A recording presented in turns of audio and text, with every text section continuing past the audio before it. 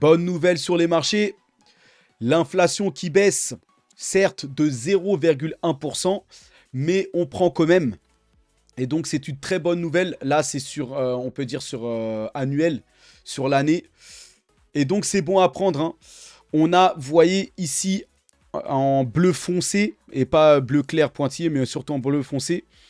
Voilà, on passe à 3% et on voit la tendance, on voit que ça part quand même dans une tendance baissière, hein. Que voilà, ça s'est stabilisé un petit peu. Mais là, on voit que la trajectoire, il semblerait que la trajectoire parte encore vers la baisse. Donc c'est de bon augure. Et ça a ravi un peu, ça a rassuré, on va dire, les marchés. Et donc, ici, c'est des très bonnes nouvelles. Donc voilà, la grande satisfaction du président de la Fed, Jérôme Powell, l'IPC s'avère bien plus froide que prévu.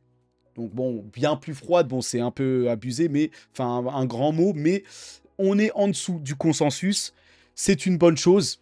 Et globalement, l'économie américaine se refroidit. Donc on prend et on espère que ça va continuer. Donc très bien par rapport à ça. Et regardez le pourcentage de probabilité selon laquelle la Fed réduirait ses taux d'ici septembre 2024, ici, est passé, a bondi à 71% à la suite des résultats de l'inflation mesurée. Donc ici, dès qu'on a eu les chiffres de l'inflation aujourd'hui, qui se sont estimés à 3 au lieu de 3,1, on a les chances qui ont explosé, qui ont bondi. Donc là, on est plutôt confiant quant au fait que la Réserve fédérale va commencer à entamer sa baisse de taux. Ce que les investisseurs attendent et espèrent pour relancer la croissance et bien sûr pour favoriser les actions en bourse, les cryptos, tout ça. Et donc, les investisseurs sont friands de croissance et ils attendent que les taux baissent pour que l'économie, pour que les gens recommencent à consommer, tout ça.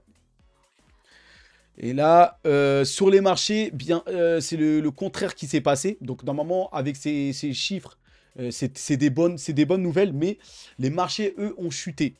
Donc, et c'est comme si la nouvelle a été vendue. Regardez par exemple Nvidia, hein, mon action préférée à l'heure actuelle, qui a chuté de près de 5%. Là, à l'heure actuelle, on est à moins 4,60 depuis tout à l'heure. Mais on a complètement chuté et dans l'ensemble des actions à forte croissance, on a complètement chuté. Qu'est-ce qui s'est passé? En fait, on a eu une rotation, donc une énorme rotation du secteur. Donc en fait, toutes les actions très volatiles, très à forte croissance, comme technologie, comme l'intelligence artificielle, des choses comme ça, eh bien, ça a été fortement vendu. Donc les investisseurs ont pris leurs bénéfices et ils sont y allés se mettre sur des actions à petite capitalisation. Peut-être en anticipant le retour peut-être de la croissance pour ces entreprises, tout ça. Donc c'est une rotation. Voilà, les plus grands investisseurs savent pourquoi ils ont fait ça, les traders, les choses comme ça. Ils savent que c'est peut-être, on est arrivé, en fait, avec cette nouvelle, et maintenant qu'on sait très bien à quelle période peut-être la Fed va baisser ses taux, on a atteint le top en fait, c'est comme ça que les investisseurs le jugent. On a peut-être atteint le plafond en termes de bons, en fait, des actions. Et que maintenant qu'on sait très bien à peu près quand la Fed va baisser les taux, eh bien, il n'y a plus de nouvelles surprises qui pourraient amener les actions plus hautes. Et donc, les traders, les investisseurs ont estimé qu'on est au plus haut là, sur Nvidia, les choses comme ça. Et donc, ils ont vendu, ils ont pris des bénéfices et ils sont y allés se placer sur des petites capitalisations qui ont besoin, hein, de baisse de taux, d'une relance de l'économie pour progresser. Mais les investisseurs là sont en train d'anticiper et de faire une rotation pour cela. Donc voilà, c'est les stratégies. C'est comme ça. Maintenant, regardez ça. Quoi qu'il arrive, hein. Regardez ça, c'est le S&P 500 depuis 1970. Donc l'indice américain, malgré tout ce qu'il y a eu, vous voyez que c'est en pente montante. On a eu les chocs pétroliers, la guerre Iran-Irak, la chute de l'URSS, la bulle asiatique qui a implosé, la bulle Internet, les subprimes, la crise des subprimes, la crise de la bulle Internet, la dette grecque, le Covid-19, la guerre en Ukraine. Malgré tout ça, vous voyez que, qu'est-ce qu'on voit? Ça monte et encore et encore. Et je le dis et je le répète, la bourse, c'est l'endroit le plus sûr pour faire fonctionner les intérêts composés, qui est nécessaire d'investissement pour la richesse. Et on ne peut pas faire fonctionner la magie des intérêts composés en étant, enfin, une année en hausse, une année en baisse, en ayant une certaine instabilité. Et oui, je l'ai dit, oui, la crypto, par exemple, ce n'est pas propice pour les intérêts composés, puisqu'il y a de la forte volatilité. Maintenant, la crypto, ça explose plus. Donc, sur le cycle, il faut bien tomber au bon moment. Et voilà, là, c'est le bon moment, par exemple, pour recharger, c'est bien tombé, tout ça.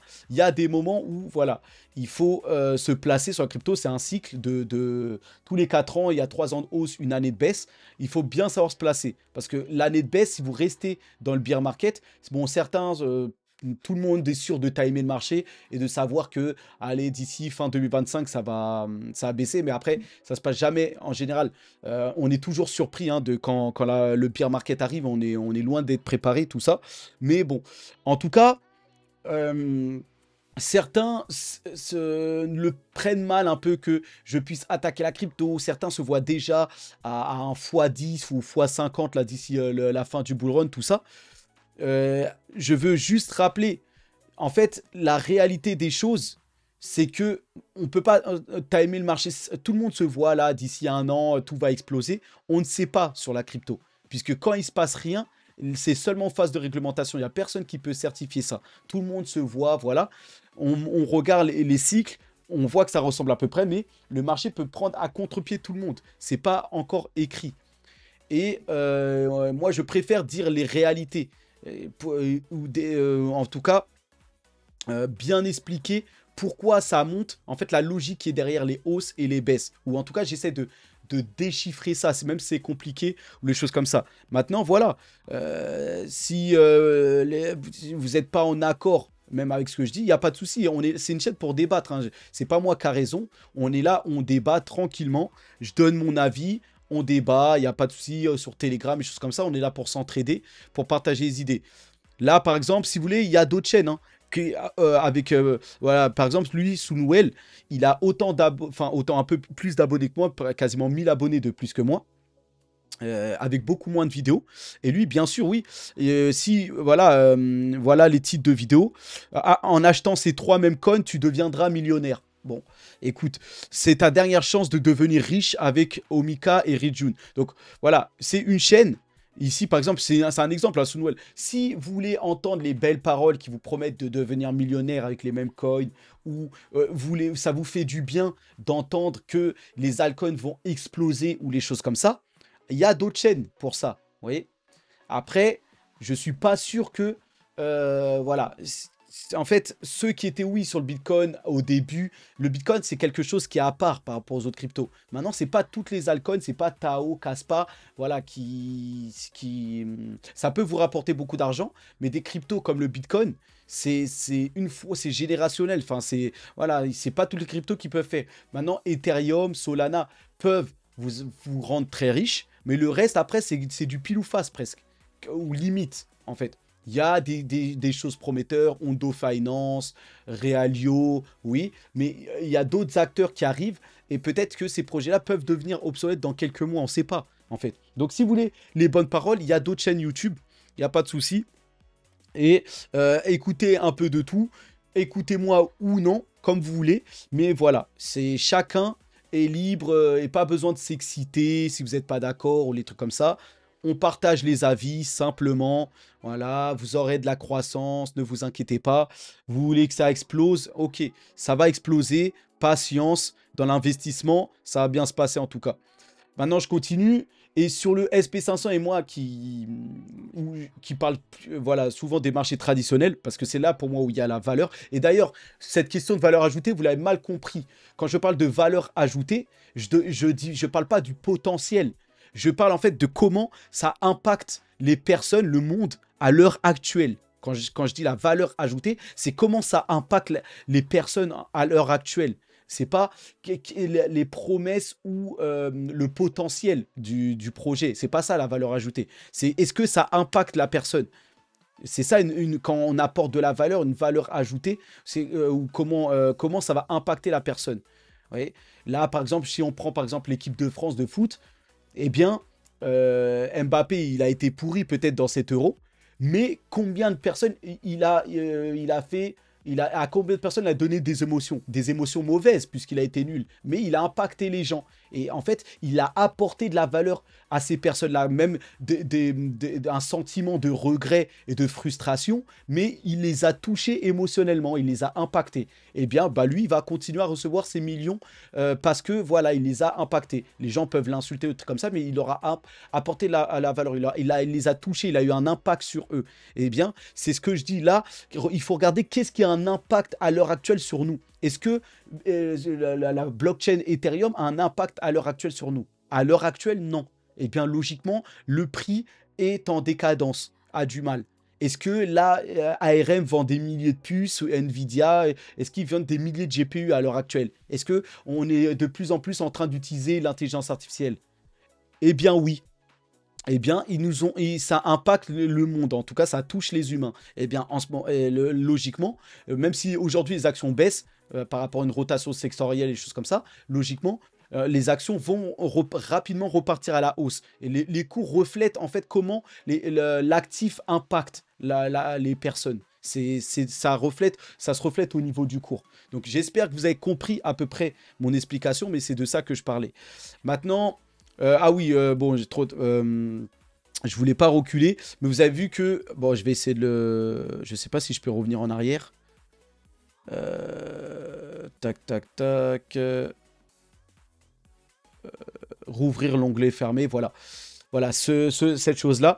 Donc, ici, vous voyez que quand on regarde au niveau du RSI, 3 mois, 3 months Treasury Bill, on voit que quand les trésors, les bons du trésor là, à 3 mois chutent, on voit que ça impacte les marchés. Et ici, là, on est au plus haut. Donc, ce qui nous attend, c'est une forte correction peut-être. Et donc, là, il se pourrait qu'on ait un fort impact à la baisse sur les marchés, on va dire, les marchés boursiers. Peut-être que cette hype de l'IA va se freiner et peut-être que la hype va, oui, aller vers la blockchain, vers les cryptos. On ne sait pas. Ça, voilà. C'est pour ça que moi, je fais beaucoup de lectures et je lis, j'essaie de creuser un peu de toutes les informations pour essayer de voir les perspectives qui nous attendent, voilà, par rapport au taux d'intérêt, l'inflation, mais aussi par rapport aux guerres qu'il y a, par rapport à pas mal de choses. J'essaie de faire de la lecture, je suis abonné à pas mal de sites premium, de finances, des choses comme ça, pour me donner des idées, des choses comme ça, pour voilà, m'aider à investir ou des choses comme ça. Donc, bon, dans mes lectures, en tout cas, je ne suis pas inquiet par rapport à ce qui arrive sur l'IA. Ça va être explosif. Maintenant, voilà, pour le reste des autres actifs, j'ai plus de doutes. Mais voilà, on lit et on essaye de voir. Maintenant, oui, le SP500 peut aussi cracher fortement à tout moment. C'est pas, voilà, je suis bullish dessus, mais il se peut que ça se retourne. Et dans le même temps que les cryptos, par exemple, explosent, ou l'immobilier, ou l'or qui monte encore aujourd'hui. Mais les autres actifs peuvent exploser et maintenant l'IA et la bourse aussi peut s'écrouler. Tout peut se passer. Hein. C'est pas, je suis pas fixe, mais maintenant je suis convaincu et moi je suis principalement investi sur la bourse et l'intelligence artificielle. Donc on revient maintenant sur ça. Les sénateurs US qui veulent interdire le trading aux élus parlementaires, tout ça aux États-Unis. Donc ils veulent interdire tout ça pour les élus qui sont très malins et qui ont peut-être des informations qu'on n'aurait pas. Donc c'est comme un peu de la triche pour les élus qui auraient accès à des informations et qui pourraient anticiper tout ça. Donc, c'est interdit pour eux. Dans le reste des actualités américaines, bah, on a un fonctionnaire électoral de Joe Biden qui a été arrêté pour fraude électorale à grande échelle au Texas. Ils ont été accusés de fraude électorale, le vote illégal, de vote illégal par correspondance et de possession de bulletins de vote officiels. Donc ils avaient des bulletins en trop. Bon, on connaît les triches aux États-Unis avec le logiciel Dominion là qui avait triché, qui avait été utilisé pour tricher en 2020. Donc bon. Voilà comment fonctionne le camp démocrate et le camp à Biden. En parlant de Biden, eh bien, on est... voilà, le sommet de l'OTAN, c'est terminé. Et qu'est-ce qui en est ressorti de ça? Bah, un OTAN plus agressif, plus que jamais déterminé par rapport à la guerre face à la Russie, tout ça. Et on a la Pologne, par exemple, qui se prépare au pire, triplement des forces à frontières, tout ça. Bon, voilà, ils sont à fond sur le narratif que Poutine va les envahir ou que Poutine cherche à créer une nouvelle URSS. Soit, peut-être qu'ils ont raison. Bon, en tout cas, voilà, même le Poutine aussi hein, se démène pour ses stratégies au G7. Donc c'est une guerre hein, entre l'Occident et le reste du monde, là, les G7, enfin les BRICS et tout. Viktor Orban qui est un peu l'épine dans le pied de l'Europe, ici qui a profité du sommet de l'OTAN à Washington, aux États-Unis, pour aller rendre visite à Donald Trump, qui a de grandes chances d'être le futur président des États-Unis. Et il est allé voir directement chez lui, à Mar-a-Lago, et voilà, ça énerve un peu l'Europe et Ursula von der Leyen, la sorcière à la tête de l'UE, qui essaye, parce qu'en fait, Viktor Orban se permet des choses, il est parti voir Poutine, il est parti voir Zelensky, Poutine, Xi Jinping, tout ça, même Trump, il se permet puisque la Hongrie a pris la tête de la présidence de l'UE. Et là, on a Ursula von der Leyen qui essaye déjà qui veut introduire et violer les traités pour que cette présidence passe directement à la Pologne, qui, elle, la Pologne, est plus hostile à la Chine et à la Russie et plus va en guerre. Donc elle a hâte que la Hongrie, et elle est même prête à modifier les traités pour enlever la présidence à la Hongrie, la présidence doit durer 6 mois, et on est à peine à 1 mois. Donc vous imaginez que le temps va être très long pour Ursula von der Leyen, qui ne supporte pas que Viktor Orban aille négocier des plans de paix. Et elle qui, dans sa stratégie voilà, de logique de guerre, certainement dictée par ses maîtres qui lui ont demandé de faire ça, et elle est pour réduire le temps de présidence de la Hongrie pour rapidement le passer à la Pologne, la Pologne est plus dans une logique de guerre, tout ça, face à la Russie. Donc voilà comment il fonctionne. On a Robert Fico, qui est l'un des rares ministres de l'Union européenne, qui est plus un peu comme Orban, qui est un peu anti-guerre, un peu Ukraine, tout ça, et qui a survécu hein, à 5 balles. Hein. Il a pris 5 balles lors d'un sommet, et il a survécu. Vous le voyez, il est sorti de l'hôpital, bon, il marche avec une béquille, mais il s'est remis. Donc la tentative d'assassinat a échoué, et il se remet petit à petit. Il ne va pas poursuivre hein, la personne qui lui a tiré dessus, lui disant que voilà, il le laisse avec ses réflexions, tout ça. Donc voilà. Poutine, lui, qui souhaite pour les BRICS qu'il y ait un parlement au sein des BRICS, et, le même parlement que vous avez au sein de chaque État ou au sein de l'Union européenne. Un parlement, c'est voilà, c'est comme ce que vous voyez ici. Donc, comme une assemblée où ça va débattre et des choses comme ça. Donc un parlement pour les BRICS, hein, les États membres de cette alliance.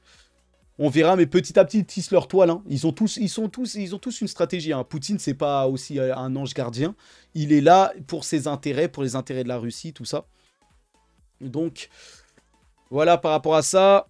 On passe en Europe. Et bon, on avait avec l'Europe, de toute façon, avec la Russie, on était déjà voilà, sur l'Europe. Le Royaume-Uni qui lance de nouvelles règles pour les cotations afin de stimuler la croissance de la bourse à Londres. Donc le Royaume-Uni qui est en pleine reconstruction. Il y a un nouveau parti, le Parti travailliste. Je trouve que politiquement, ils partent de plus en plus dans le droit chemin. Donc ils ont fait le Brexit. Et contrairement à ce que certains disent, ça se passe très bien. Sauf que les effets, ça va prendre quelques temps. Et on va le voir les effets juste après.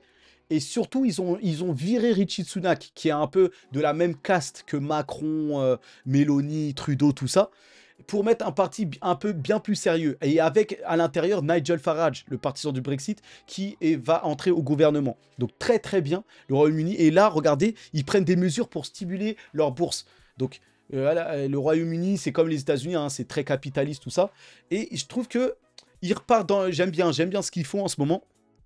Donc très intéressant, hein. Je surveille le Royaume-Uni de très très près, mais j'aime ce qui se passe là-bas. Et bien sûr, regardez, bravo la Grande-Bretagne, donc, et le Royaume-Uni d'ailleurs qui est qualifié pour la finale de l'Euro 2024, qui aura lieu dimanche face à l'Espagne. Donc tout leur sourit. Et là, les Britanniques ont généré 2 fois plus de croissance que prévu en mai. L'économie UK a cru de 0,4% en 1 mois, bien au-dessus des attentes économistes. Donc je pense que les effets du Brexit vont petit à petit se faire ressentir. mais au niveau de la croissance, ça dépasse les attentes.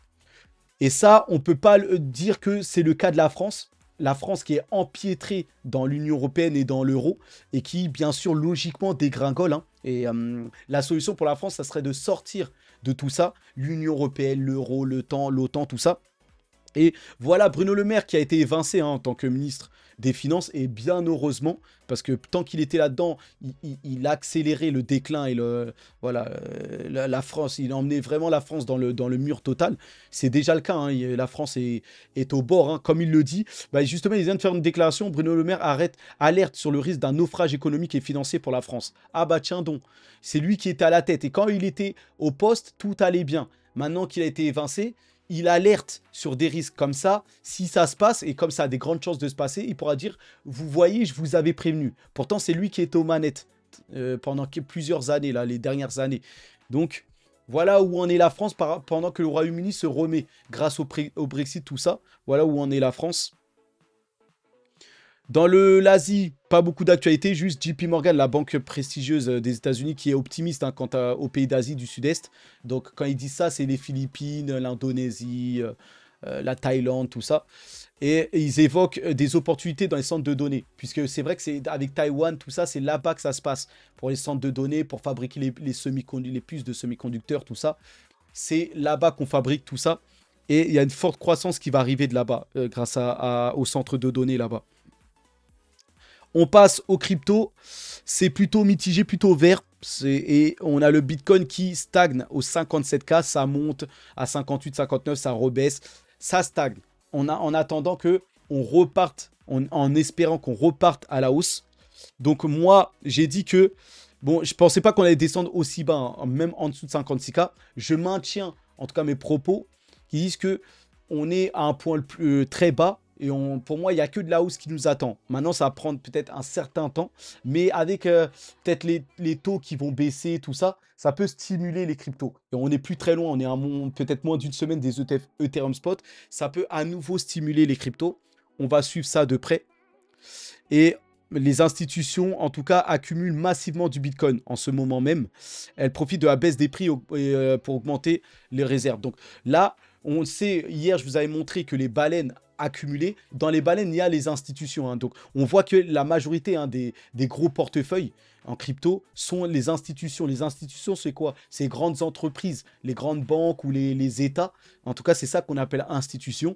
Et on voit qu'ils se gavent de crypto puisque le prix a bien rechuté. Et là, le prix est en train de se stabiliser, le prix du Bitcoin. Mais c'est à un moment parfait pour réaccumuler, pour acheter. Il n'y a pas de meilleur moment. Il ne faudra pas attendre plus tard. Là, c'est un moment idéal pour recharger. Et normalement, s'il y a bien un moment où il faut recharger, où j'inviterai les personnes à recharger, c'est à l'heure actuelle. Là où on a bien chuté ces derniers jours. Donc, c'est parfait tout ça. Et bien sûr, 49%, presque la moitié, sont actuellement bullish à propos de la crypto. C'est ce que révèle une enquête de CoinGecko réalisée entre 25 juin et le 8 juillet auprès de 2500 personnes. Donc, la majorité des gens sont bullish juste avant somewhat bullish, en quelque peu bullish, c'est-à-dire oui, plutôt on va dire bullish que très bullish, mais plutôt bullish. On a beaucoup. Après, il y en a beaucoup qui sont neutres aussi, hein, faut le dire, entre neutre et optimiste. C'est là le sentiment qu'il y a sur les cryptos. Donc ça reflète que la confiance est là encore quand même. Ici, on a JP Morgan encore qui fait une annonce qui a parlé par rapport à l'Asie du Sud-Est, comme quoi ils sont en confiance. Là, ils annoncent que le marché des cryptos va rebondir au mois d'août. Donc là, on est le 11 juillet, on est presque à la moitié du mois de juillet. Et JP Morgan parie que dans un mois, là, au mois d'août, dans moins d'un mois, dans 15 jours, voilà, à partir du mois d'août, le marché crypto va rebondir, va fortement rebondir.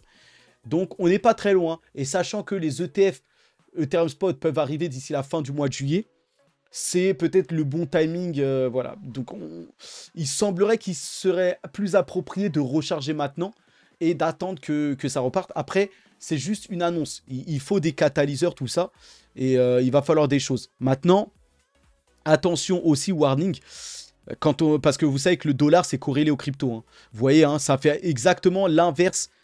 Vous voyez, c'est très corrélé. C'est exactement le dollar et le Bitcoin font exactement l'inverse en termes de courbe.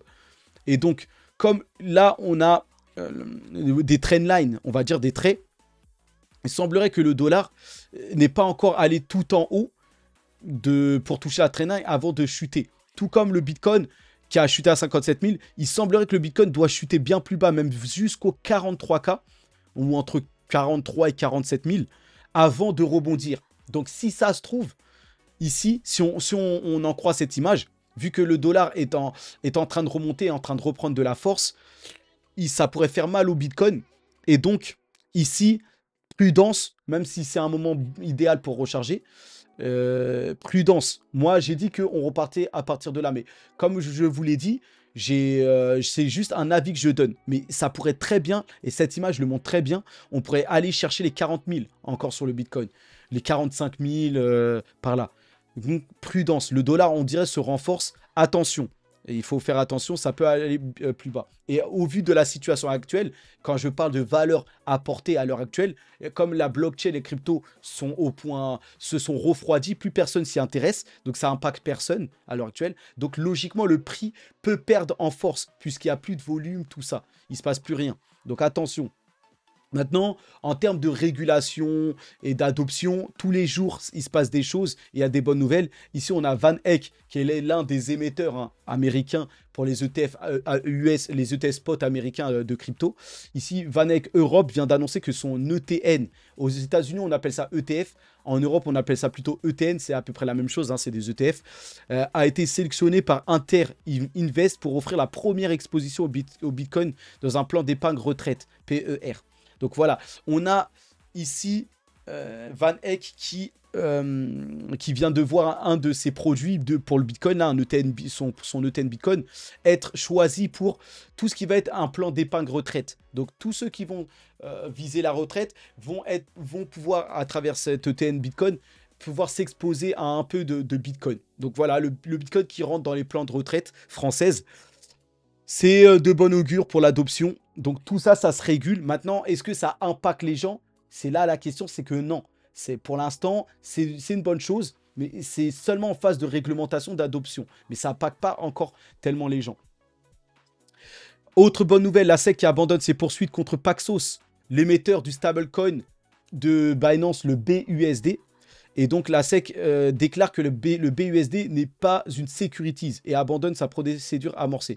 Donc ça, j'ai envie de dire, c'est assez problématique puisque Binance a laissé tomber son projet de stablecoin, ou en tout cas, lui ne compte plus trop sur son stablecoin BUSD. Peut-être maintenant, ils vont le relancer, mais ça tombe mal, puisque en fait, à cause de tout ça, Binance a laissé et a tout fermé, et Binance maintenant opère plutôt sur l'USDT, le stablecoin de Tether.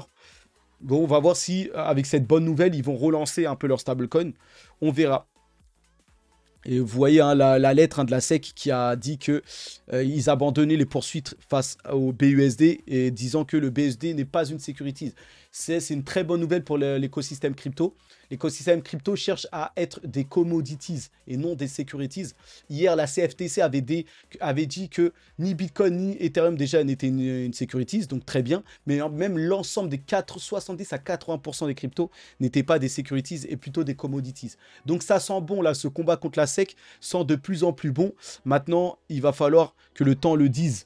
Et donc, en attendant, que vous savez que les institutions se gavent sur le Bitcoin et voilà tout ça. Ici, on a les VCs, les fonds d'investissement, les capital ventures qu'on appelle, qui ont d'énormes poches, les poches remplies qui investissent dans des projets crypto, des choses comme ça. Et ben, eux, ils se gavent sur les projets liés par Binance. Donc, tous les nouveaux projets qui sortent sur Binance, Binance, c'est le meilleur endroit hein, pour les nouveaux listings, les nouveaux projets crypto qui sortent, avec les airdrops, les choses comme ça, les cadeaux et tout ça. Eh bien, les VCs, des fonds d'investissement, mettent énormément d'argent là-bas ou sur le Binance Coin ou des choses comme ça, pour s'exposer à des airdrops, à des cadeaux. Et en tout cas, les VCs s'en mettent plein la poche en allant sur Binance pour s'exposer ou investir sur ces cryptos. Et comme ces cryptos viennent de sortir, ils sont en forte hype, ils explosent et ça fait le bonheur de ces fonds d'investissement. Donc voilà pour cette vidéo. On en a fini. On reste en contact hein, pour d'autres actualités crypto. Alors attendez, je me suis trompé. Ouais, on reste voilà, en contact. Et je vous dis bonne fin de journée. peut-être déjà un bon week-end à vous. Et on se retrouve dans d'autres actualités. Force à nous, hein. Allez, à plus.